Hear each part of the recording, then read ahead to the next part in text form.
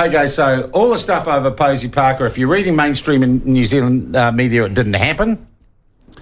But then inevitably the Disinformation Project, they weigh in, and the mainstream media, of course, all print the same stories. Sanjay Hatatua, one of the major spokespersons for that. And Ben, let's just recap. He says vitriol and hate speech against trans rights people has reached unprecedented levels, genocidal levels. Genocidal levels. It seems to me as though the descriptive language keeps getting more and more excited each time. But as I was saying before, they're never able to provide any specific evidence or examples for this, and that was what my sort of short little analysis on Twitter was essentially saying. Neo-Nazis mentioned 8 times. 8 times. Any further evidence or examples of that, 0. And this happens every time. He always says something like, "Oh, it's so awful. The BSA wouldn't allow me to share it with you here," or "It's so abhorrent. You probably wouldn't want to see it anyway. It'd ruin your week." So whether you can continue to use your position of power to advocate for serious legislative changes that affect all of Kiwis' lives. Now that was the other thing that they said, because of all this hate, there needs to be some sort of policy reaction. Yeah, which is so terrible, I can't even tell you how terrible it is. Trust me, it's there though. It's there. I just can't trust you. It's just got a lot of technical stuff I got to deal with, but it is there. I'm going to keep advocating for changes to policy that affects you based on this invisible sea of vitriol, which I continue not to be able to show you. So whether you can continue to buy that is, I mean, viewers can make up their own minds. Then the editorial swung, or these pieces swung to, we must do something before the election. Yeah, there was a call for election protections there, perhaps a greater implementation of policies recommended by the Christchurch call. So again, there's all these calls and advocating for legislative changes and policy changes and greater interaction from politicians, but they don't actually get down to what it is they're so concerned about. Okay, so the Disinformation Project, and this same story, same editorial line is published across all our mainstream media, right? That exact same story was published by RNZ and then republished by, I think, News Hub, NZ Herald, potentially One News as well. Yeah. Okay, and Staff and Spin-Off and everything. And it was rolled out essentially the same time. Okay, which is crazy enough. And we all know the Disinformation Project are basically BS artists. And they have secret meetings with news media organisations like ours would have appeared to have gone ahead. Yeah, the one that we were, the botched one we weren't invited to. They seem to have had. So they've built a disinformation network, strangely enough, with our legacy media. Interesting thing then, yesterday a story comes out that grabbed my attention because it just seemed off. A story out of Radio New Zealand claiming that police were calling for the rainbow community to come forward and report all this online hate, right? Yeah, well, it's we're dealing with a very subtle but a very important distinction in the reporting there. Basically, RNZ yesterday... Can you read it out, actually, Ben? Can you read out... have you got that report? This is the disinformation one here, but I can summarise it. Yeah. So RNZ yesterday reporting the police had made some sort of public-facing call to action to the Rainbow community members, urging them to report threats or violence. The problem was we could find no public record or you went looking. I asked you to go looking, or press release to that nature. So I asked, and the quote itself was not attributed to any particular police officer. It wasn't mentioned anywhere else in the story. And the RNZ report itself didn't have a byline on it. It was basically just the call line was police urging members of the Rainbow community to step up their reporting of violence. Right. Yeah. So I asked the police, and they confirmed to me that actually the statement referred to by RNZ was nothing more than a response to a media inquiry sent by one RNZ journalist who basically asked them, do you want the Rainbow community to report crime? And then the New Zealand police, so they're not going to respond to that with, not really, mate, I'm not that interested, are they? The New Zealand police, they want to report crime. So what did they say? Because I think what they actually said, even that doesn't match the story. Well, it was interesting. So they provided me with the actual statement that they sent to them. It said, violence or threatening behaviour, including any involving hate, hostility or prejudice. And this is the interesting thing. They also mention faith, sexual orientation, identity and disability and age as well as gender in their response to this. And then furthermore ask anyone who's concerned specifically about messages or images of this nature to contact us. So to then So the truth is the police in response to a particular inquiry from Radio New Zealand. Do we know who the reporter was at RNZ? We don't know who the reporter was, Okay, no. Still don't. They came back with a stock standard reply that anyone from any group who's been hated on should contact us, right? That's basically what happened. Well, yeah, the RNZ the police responded in the only way that they really could or ever were going to that inquiry. And RNZ seemed to, from where I'm standing, have taken that response and used it as the foundation for relatively misleading piece of reporting come on, Ben. that perpetrates the false narrative. Come on, it's complete bullshit. Okay, that perpetrates the narrative, the false narrative, shall we say, that the New Zealand police have somehow switched their tack towards dealing with violence with the rainbow community. Interestingly, used in tandem, as we were saying before, with the Disinformation Project's new report. So draw your own conclusions there, but potentially trying to establish some sort of connection with the New Zealand police's response. Yeah. It strikes me, Ben. So this is bad journalism. It's not good journalism. Yeah. And also, it does the police a massive disservice, because it creates the impression that they're reacting or responding to, and that they've got some bias towards the radical trans community in New Zealand, and they're already in enough trouble for that, for doing nothing to protect Posey Parker in Albert Park, and they really still haven't explained that.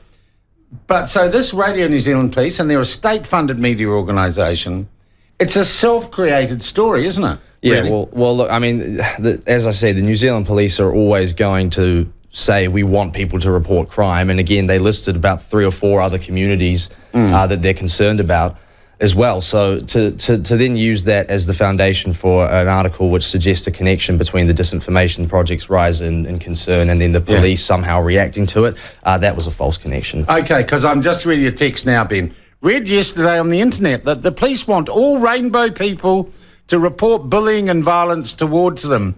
What about the poor older woman who'd gone to Albert Park to listen to Posey? So really, this Radio New Zealand story needs to be withdrawn, because it is creating a completely false narrative. It is fake news, isn't it? As you know, Sean, there's a very big difference between a large New Zealand organisation putting out a public-facing statement off of their own bat, highlighting their concern, versus a private response to one journalist's media query. Yeah, and I must say, I tweeted yesterday and asked for a response from RNZ on this. And they appear to have deleted it from the social media. Not from the actual story, but they the deleted it off Twitter yesterday. The other thing that we've got to note is this story, this fake news story, let's call it that, though I don't want to appear Trumpian. This fake news story has been shared by Newshub, the New Zealand Herald, who have injected Chanel Lal into it, their columnist.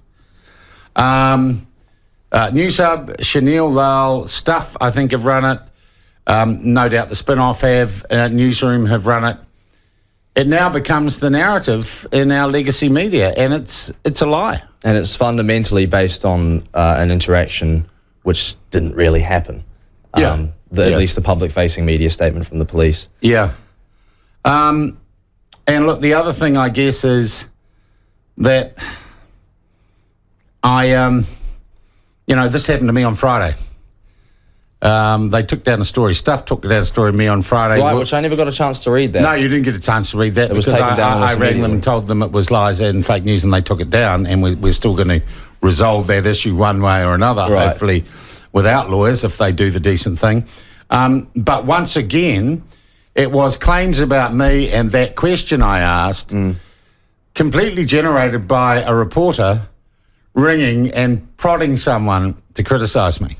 But they hadn't called you up to ask? Afterwards they called up, but they only asked me to comment on half of the story. Right. So I was totally to comment on this nasty thing that they've just got something to say they called me, I'll be honest, they called me a misogynist, a racist, and a transphobe. In the same article? Yeah. That's covering a lot of ground, Sean. So, Ben, I guess the question is, what can people do about Radio New Zealand? Just got $20 million more money, public funding from the government. What can they do about it? Telling lies. Listen to the platform more. Yeah, I reckon you can also, we'll hunt out, why don't we hunt out the email address for Radio New Zealand where you can make a formal complaint? I can do that as well. I can do that as well. Ben, can I just say also, great work on this. Oh, thank you very much. And I love the way that you are just logically saying, is this true or not? And all it takes is one little question, one little email to find out that really... Did the police provide us with any comment? Well, can you read what the police did say? Actually, read out the comment we did get out. The full statement or... Yeah, read out the full thing. Yeah. So they just said the following statement was provided to us was provided to RNZ in response to a media inquiry, and then the full one was violence, threatening behaviour, including any involving hate, hostility, or prejudice regarding race, faith, sexual orientation, gender identity, disability, or age is not acceptable. We ask anyone who's concerned specifically about messages or images of this nature to contact us if you have any other further issue. And then they go on to list diversity liaison officers located throughout New Zealand. So, but nowhere do they say, please urge members of the rainbow community to contact them specifically well, about... I think, even the technicality of the response, there's a very different... The way the article is phrased makes it seem as though there's some sort of nationwide initiative being set up by the police, or that they're somehow switching tack to the whole situation. Ben, this also comes in the wake of a mainstream media who demonised Posey Parker before her arrival here, incorrectly associated her with Nazis or neo-Nazis, and then hardly mentioned the violence perpetrated against her and New Zealand women in Albert Park. So you kind of get... I hate being a conspiracy theorist. Well, yeah. But you get the feeling that the New Zealand media have taken... mainstream media, certain angle of this, and my God, they're not going to let the facts get in the way of their stories. Doesn't appear so. And drawing false equivalences like this, yep, absolutely. Okay. Ben, you can go back to the desk now and we can turn the mic off. We can sort out. Don't worry about that. That happens. We're rock and roll. So there you have it. There's the big lie that Radio New Zealand were telling you yesterday. And we will monitor to see if they take that story down now that we have exposed it as fake news. So, we are... someone says, did you see Willie Jackson in the House on Thursday? Sounds like he has his sights on the platform type broadcasting. Good luck with that, Willie. Bring it on. Sean, RNZ's self-created story about police is all about creating a problem for which the government already has a solution. Hate speech laws, says Stu.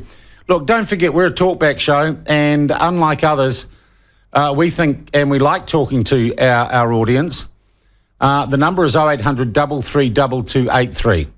What do you think Radio New Zealand should do now that we've exposed the fact, well, all the news organisations that have published this story, that it is essentially a made-up story? It is a fake news story designed, it would seem, to divide and create fear and paranoia in amongst the New Zealand public.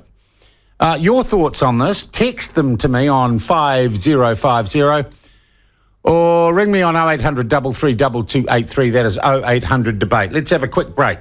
No, and we won't make up news stories either, like Radio New Zealand, republished across our legacy media. Of course, the decent thing for Radio New Zealand to do right now, this instant, is to take that story down and apologise. And all the other news sites should as well. If they don't, someone has texted me, do you think this false journalism would be enough to get a response from the Broadcasting Standards Authority? Yes, I do. And what I would suggest is you contact Radio New Zealand and you email them. The first thing you do with the BSA complaint is you lay a complaint with the broadcaster, who then has to consider it. And I think if they got a mountain of complaints about this fake news item, and if you want to know how it's fake news, just listen back to my discussion with Ben after he turned his microphone on, and I'm joshing. And you can make a complaint. Interview the Radio New Zealand CEO. I'll try, but, and everyone who we do stories about knows the number, 0800 332 283. If you want your right of reply, Mike says, don't use fake news. It sounds like Trump by word association. Mike, you know what? It is fake news. It's a lie. Okay, shall I just call it liar's news that your tax dollar is paying for? We'll try the CEO of Radio New Zealand. Yes, we'll give him a crack. And you should ring them and complain too, by the way. 0800 332 283. You can ring me. And this kind of brings me in to, at the bottom of this tower, to another issue we're going to look at this week. Some of you who haven't got better things to do, like earning a living, figure out how you're going to pay the mortgage, getting the kids to school, playing sport, having a good life.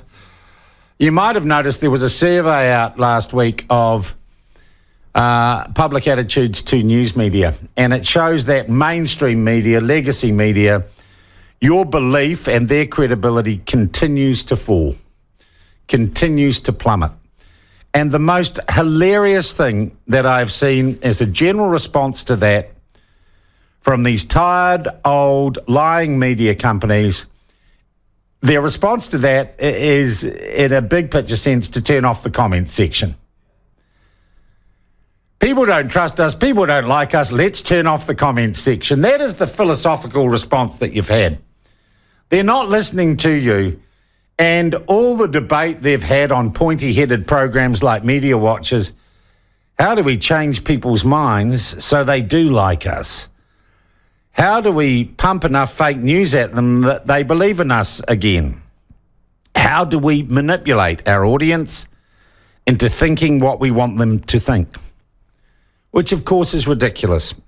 Because what we should be doing, what all news media should be doing, is listening to and working with their audience to find the truth. And that's what we do on the platform. We try to work towards some sort of truth, and we listen to you. And we don't try and manipulate you with made-up news stories that are politicised and radicalised. And I've given you, Ben, through his work, has given you just one example today of how this system works. And I'll tell you what, folks, this is not a conspiracy theory. It's just the way the world is. And how simply we've demonstrated that a story that said one thing, once you dug a little deeper, actually didn't exist at all. If you want to take part in this debate, and I think this debate's going to roll on for a while, 0800 332 283 0800 debate. And you can text me on 5050. Oh, that's a nice text. Great broadcast. First time listener. Imagine how much better it could have been, Ben, if we'd done that mic thing right. Well, that's what happens when you know I'm not going to produce, and we need to get another person on the desk, mate. We do. We need a couple more people, but and oh God, let's make the pitch. We're a very small organisation. We cost less to run a year than Today FM was losing. Believe it or not, $10 million. $10 million more dollars going to the spin-off from the government to the $20 million that Radio New Zealand gets. That'd be a decade of broadcasting from the platform. So if you want to help, you download the app and you become a Platform Plus supporter. You can donate there and you buy our merch, and we're going to have more ways of you helping out. And we've got digital advertising launching on the website this week, and get on board. And here's one promise I'll make to you. I'll never let anyone in my organisation pull the sort of rubbish that Radio New Zealand perpetrated on the New Zealand public yesterday. I will not let reporters construct false stories and false narratives and feed them to you as the truth. And you have my word on that.